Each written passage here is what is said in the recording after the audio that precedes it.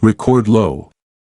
Lake Mead stood at 1,043.45 feet above sea level, or 28% capacity.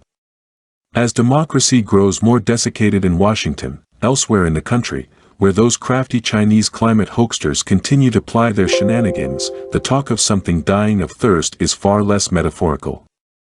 Lake Mead's water level on Wednesday was measured at 1,044.03 feet, its lowest elevation since the lake was filled in the 1930s.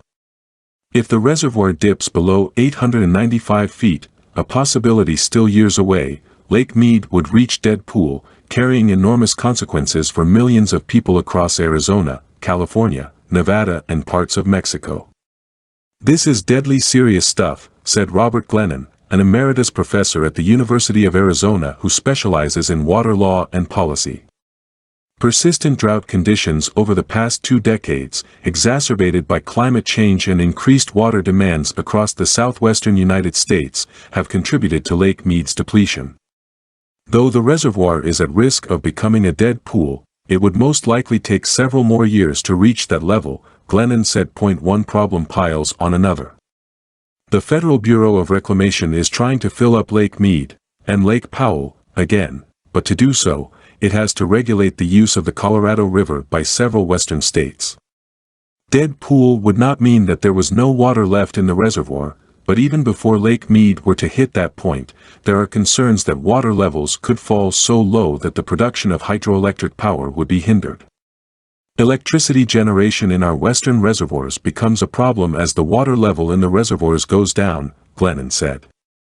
As a reservoir is depleted, there is less water flowing through turbines and less liquid pressure to make them spin, which means the turbines produce less electricity, he added. Boaters enjoying the spring day at Lake Mead made a jarring discovery May 1, a metal barrel that appeared to contain skeletal remains.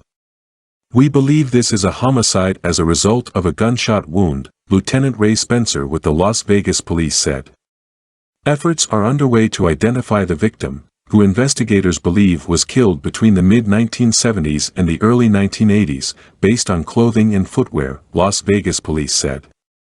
Just 6 days after the barrel discovery, another set of skeletal remains was found at Colville Bay within Lake Mead National Recreation Area, the National Park Service said.